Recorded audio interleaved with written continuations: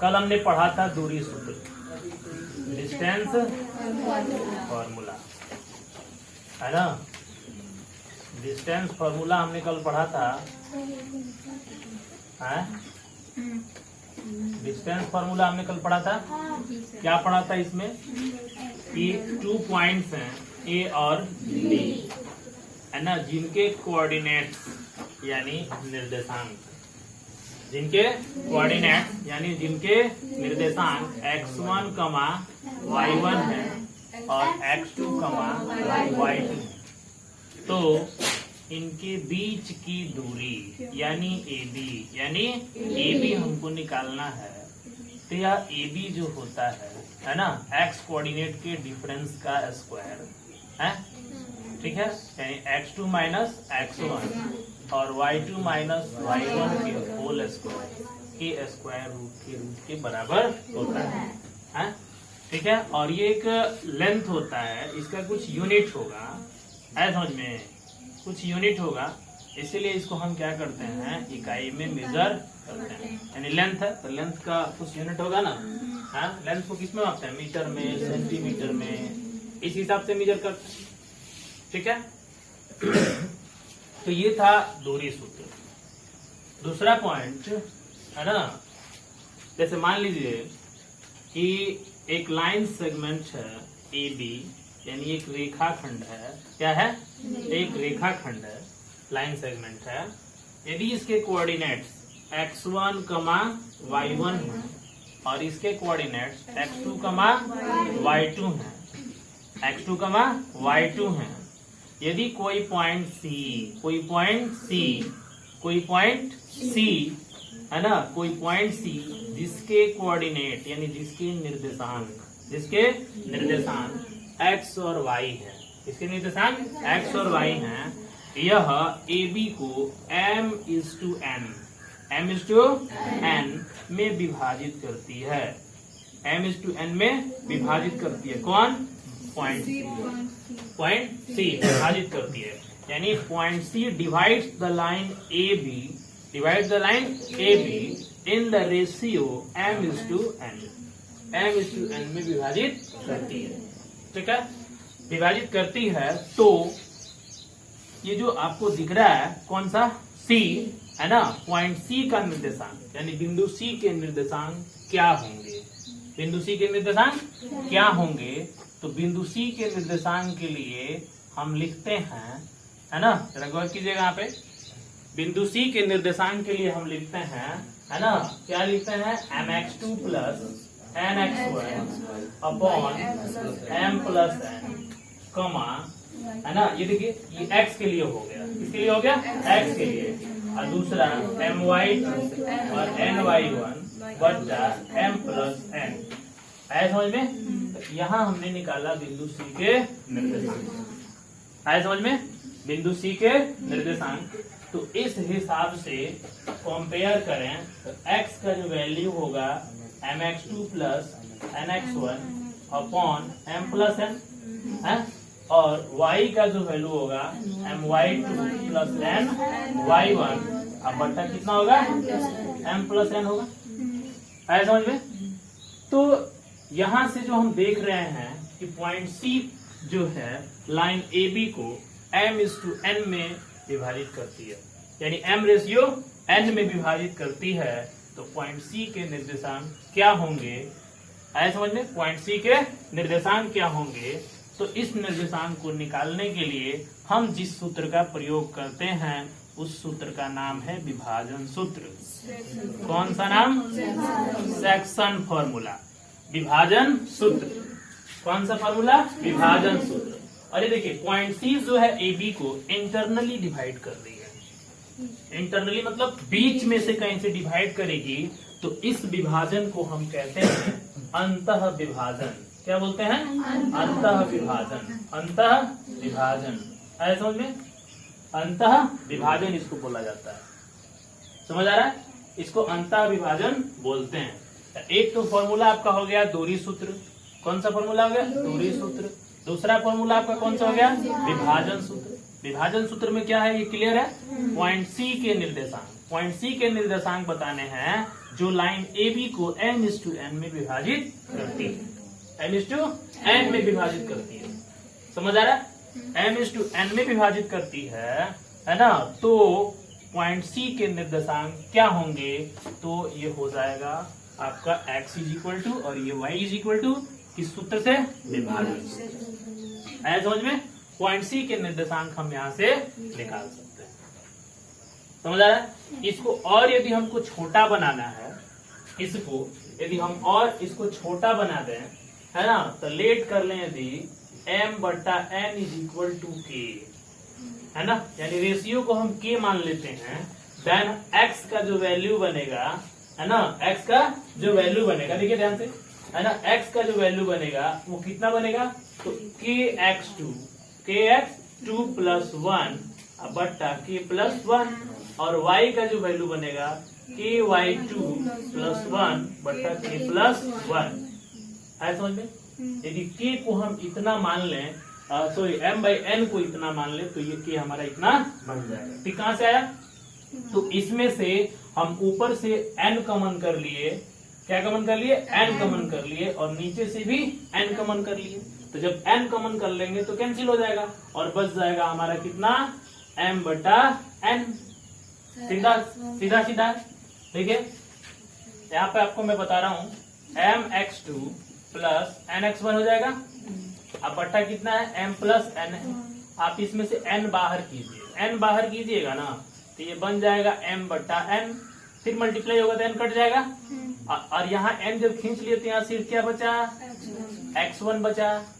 बचा कि नहीं बचा? क्या बचा? x1 बच गया। क्या बच गया? x1। यहाँ गलती हुआ, यहाँ क्या रहेगा? x1, यहाँ क्या रहेगा? y1। क्या रहेगा? y1। ठीक है, तो यहाँ जाए गौर से देखिए, तो इसको हम n खींच लेंगे ना, ठीक उसी तरीके से इसमें से जब आप n बाहर कीजिएगा तो ये 1 नीचे आएगा ना, तो n से n कैंसिल, और m/n को हम क्या मान लिए? kx2 माने ना, तो kx2 + x1, और नीचे कितना बन गया? k + 1। सिमिलरली इसको भी कर सकते हैं ना, इसको भी करेंगे तो हमारा इतना आंसर आ जाएगा। तो ये हमारा विभाजन सूत्र में कुछ फॉर्मूला जो यूज किए जाते हैं आपके सामने है, और इस पर जो है हम लोग क्वेश्चन करेंगे। ये बात आपको समझ में आ रहा है ना? तो ये क्वेश्चन जो है x और y कोऑर्डिनेट निकालने के लिए है ना, और ये क्वेश्चन ज्यादातर हम यूज करते हैं x और y के वैल्यू दिया हो तो k का वैल्यू कैसे निकलेगा, रेशियो निकालने के लिए हम कर लेते हैं। यहाँ से हम रेशियो का इस्तेमाल, रेशियो निकालने के लिए इस फॉर्मूला का उपयोग कर सकते हैं। ठीक है, तो ये कौन सा सूत्र होगा? विभाजन सूत्र।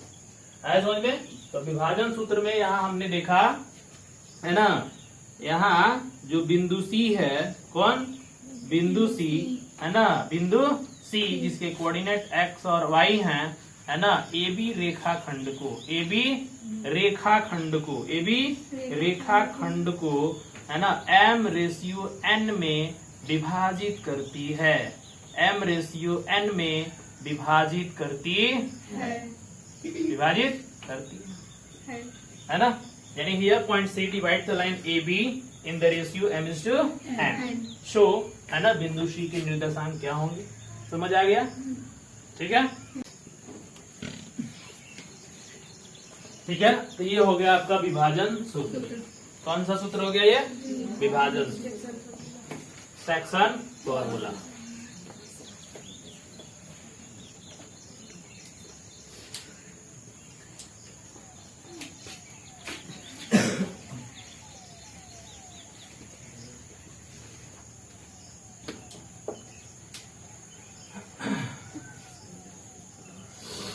अब देखिए, एक जो फॉर्मूला इसमें है उसको बोलते हैं मध्य बिंदु सूत्र। क्या बोलते हैं? इसको इंग्लिश में कहा जाता है मिड पॉइंट फॉर्मूला।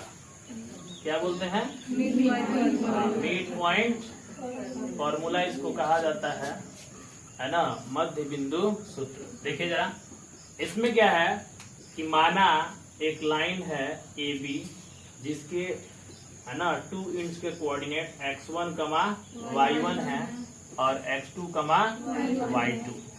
पॉइंट सी क्या कर रही है, पॉइंट सी जिसका कोऑर्डिनेट एक्स और वाई है, जो ए बी को 2 इक्वल पार्ट्स में डिवाइड कर रही है। 2 इक्वल पार्ट्स में डिवाइड कर रहे हैं। 2 इक्वल पार्ट्स मतलब बराबर भागों में बांट रही है। इसका मतलब ये हुआ कि पॉइंट सी कौन सा बिंदु होगा, मध्य बिंदु होगा। कौन सा बिंदु होगा, मध्य बिंदु, यानी ये मिड पॉइंट होगा।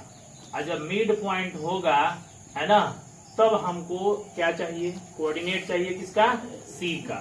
तो सी के जो निर्देशांक हमको चाहिए, वह निर्देशांक कितने के बराबर होगा, तो x1 प्लस x2/2 और y1 प्लस y2/2 के बराबर होगा।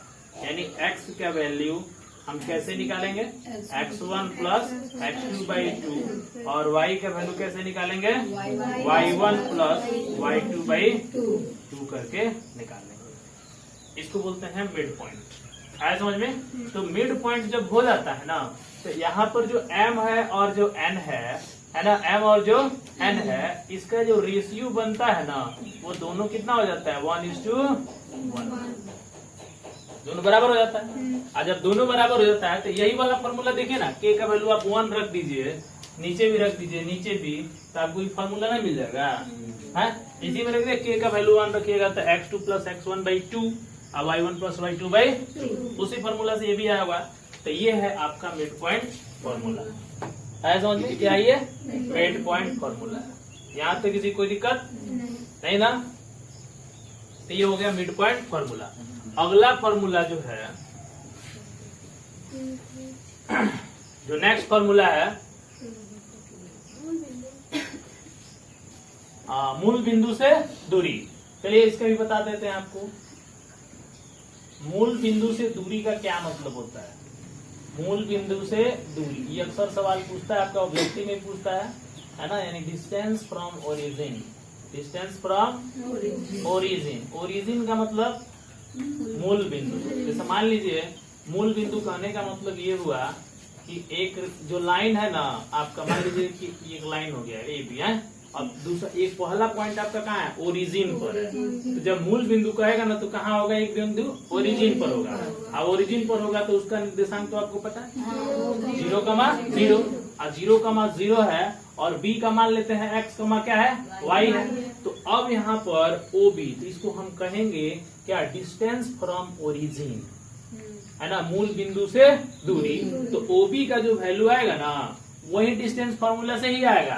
तो ये आपका जो काम करेगा, ये भी काम करेगा ना, x का और ये y का। तो इसका मतलब ये हुआ कि x माइनस 0 का whole square plus y minus 0 का होल स्क्वायर। तो जब इसको सॉल्व कीजिएगा ना, तो ये आ जाएगा आपका x² प्लस y²। और ये डिस्टेंस है, तो ये भी, इसका भी अपना एक यूनिट होगा और अपना एक इकाई होगा, है ना, यूनिट या इकाई अपना होगा। आया समझ में? इसको कहते हैं मूल बिंदु से दूरी का। तो ये पता चल गया आपका मध्य बिंदु फॉर्मूला, है ना, और ये आपका चल गया पता, दूरी सूत्र हो गया, और ये आपका सूत्र हो गया कौन सा, विभाजन सूत्र हो गया, सेक्शन फॉर्मूला हो गया। यहाँ तक किसी कोई दिक्कत? चलिए जरा नोट कर लीजिए जल्दी से।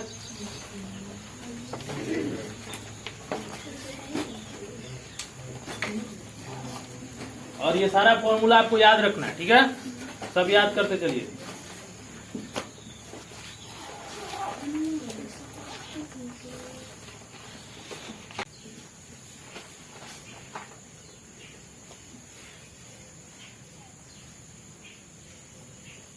अब देखिए, एक और क्वेश्चन है, वो भी बड़ा एग्जाम में पूछता है, देखिए जरा।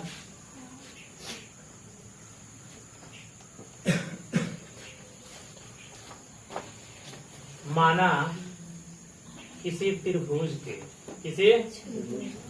के तीनों शीर्षों के निर्देशांक, माना किसी त्रिभुज के तीनों शीर्षों के निर्देशांक, शीर्ष को क्या बोलते हैं, वर्टेक्स, है ना।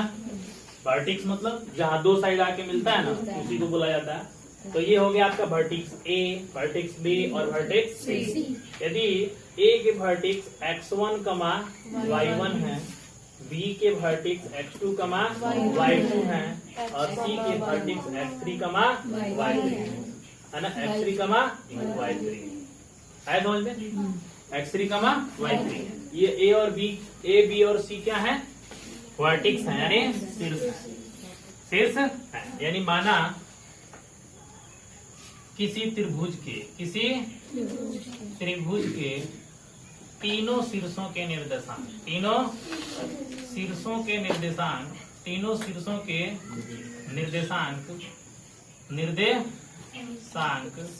है ना, तीनों शीर्षों के निर्देशांक कौन कौन है, x1, y1, x2, y2, x3, y3 है समझ में, x3, y3 यानी late the three coordinates of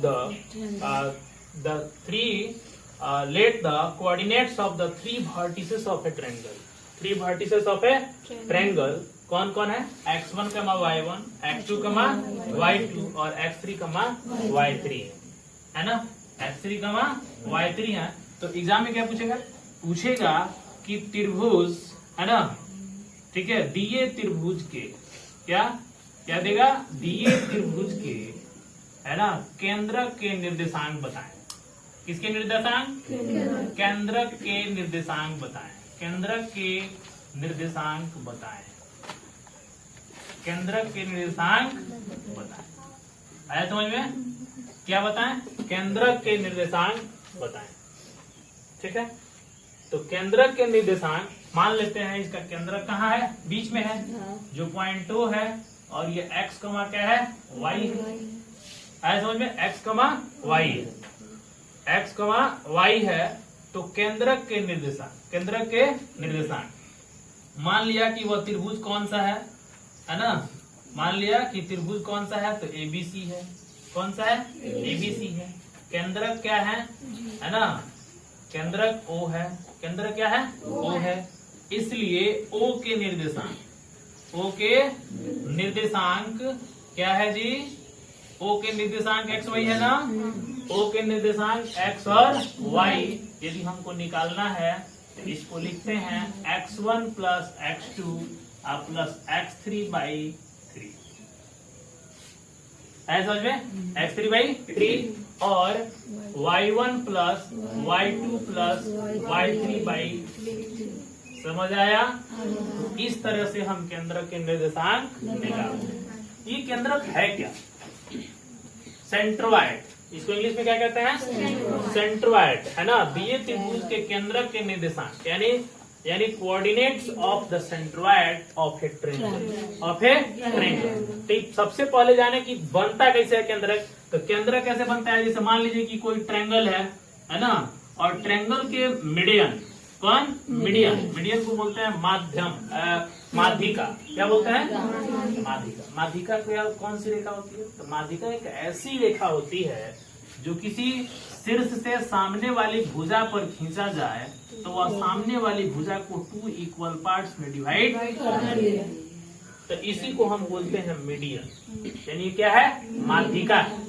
ये परपेंडिकुलर भी नहीं है, ये क्या है, बस एक ऐसी रेखा है जो BC को क्या कर रही है, 2 इक्वल पार्ट में डिवाइड कर रही है। तो ऐसे ही यदि तीनों शीर्षों से हम निर्देशांक खींचे, ये मीडियन खींचे यानी माध्यक खींचे, तो तीनों जाकर के एक बिंदु पर मिलेंगे। कहाँ मिलेंगे, एक बिंदु पर। वही बिंदु जो होगा केंद्रक कहलाएगा, यानी सेंट्रोइड कहलाएगा। ऐसा समझ में, क्या कहलाएगा, सेंट्रोइड कहलाएगा। तो मीडियन से मिल रहा है, किससे मिल रहा है, मीडियन से। समझ आ रहा है, किससे मिल रहा है, मीडियन से। और ये मीडियन हमेशा इसको 2:1 में, देखिए ध्यान से, ये पॉइंट जो है ना, इस लाइन AM को हर मीडियन को क्या करती है ना, 2:1 यानी 2:1 में डिवाइड करती है, हमेशा 2:1 में डिवाइड करती है। तो N, M और ये P मान लेते हैं। ऐसा समझ में, तो यही है क्या, केंद्रक। यानी केंद्रक कैसे बनता है, तो केंद्रक कैसे बनता है, केंद्रक कैसे बनता है, तो किसी त्रिभुज के तीनों शीर्षों से है ना, सामने वाली भुजा पर है ना, भुजा पर खींची गई माध्यिका, खींची गई माध्यिकाओं के मिलान बिंदु, माध्यिकाओं के मिलान बिंदु को केंद्रक कहते हैं। मिलान बिंदु को क्या कहते हैं? केंद्रक कहते हैं, यानी सेंट्रॉइड कहते। केंद्रक समझ में आया क्या होता है? तो ये जितना आपको दिया हुआ है, ये AM दिया है ना, और क्या दिया है? CN दिया है, और ये BP दिया है। ये सब क्या है? माध्यिकाएं हैं। क्या है ये सब? माध्यिकाएं हैं। तो माध्यिकाएं तीनों दिया हुआ है। ये तीनों माध्यिकाएं ये 3 सिर से निकले हैं। आप AM माध्यिका को देखिए तो A सिर से निकला है, BC भुजा पर। CN माध्यिका को देखिए तो C सिर से निकला है, AB भुजा पर।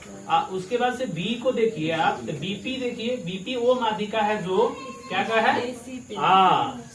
CA पर भुजा पर माध्यिका है।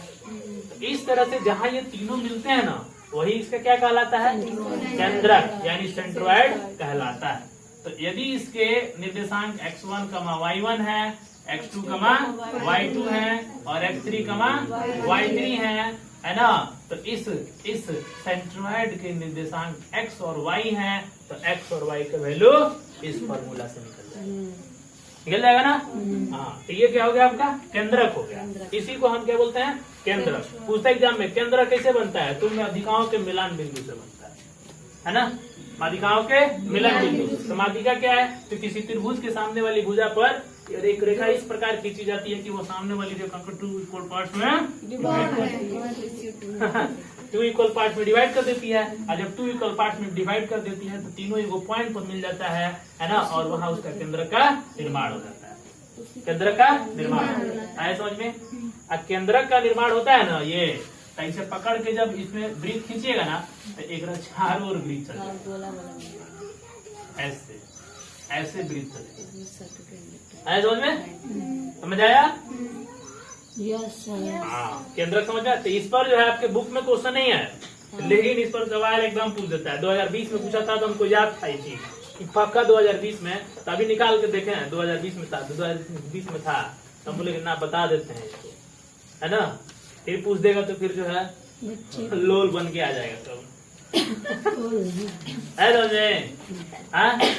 तो ढंग से पढ़ो, समझ आ रहा है ना। अच्छा से पढ़ना है, इसको याद रखना है। सेंट्रॉइड क्या होता है? तो आपको सबसे पहले ये नोट करना है ना, क्या? केंद्रक के निर्देशांक। त्रिभुज के हेडिंग क्या रहेगा? त्रिभुज के केंद्रक के निर्देशांक, केंद्रक के निर्देश, आए समझ में? केंद्रक के निर्देशांक। तो ये वाला पॉइंट आपको याद रखना है ना। इतना आप लोग लेके चलिए, और ये जो लास्ट वाला जो लिखे है ना, ये वाला पॉइंट, ये आपको जो है क्या करना है? ब्रैकेट में करके लिख देना। चलिए नोट कीजिए, जल्दी नोट कीजिए।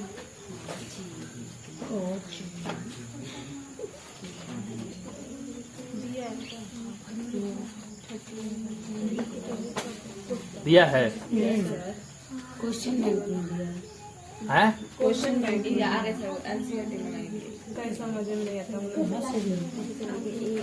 हमको तो बहुत दिक्कत, क्या लिखे हैं हमको जो है लगभग हमको लग रहा है कि 2 साल हमको लग गया हिंदी में सीखने में। हम लोग को तो 5 साल भी लग गए। तो चले यहाँ पे आए थे, कोचिंग था यहाँ पे, तो वहाँ गए थे पढ़ाने के लिए, तो इंग्लिश मीडियम में लिख रहे थे, इंग्लिश मीडियम में बोल रहे थे। हमको लगा कि तो कैसे हम झेल पाएंगे इसको, बच्चा सब परेशान हो जाएगा, है ना। तो तब उसके बाद से धीरे धीरे धीरे धीरे अब जो है ध्यान गया, अब उसको पकड़ लिए, है ना। कभी कभी हमको डर लगता है कि हिंदी के भगे भगे अंग्रेजी न भुलाएगा। नहीं सर, बेसिक पढ़ा करेंगे। हाँ हाँ संडे से ही बोल रहे हैं।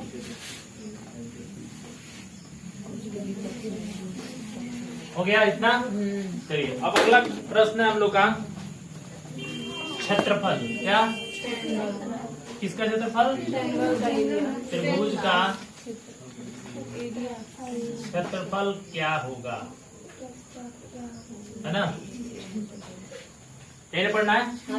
तो वो पढ़ना है इसमें हम लोग को।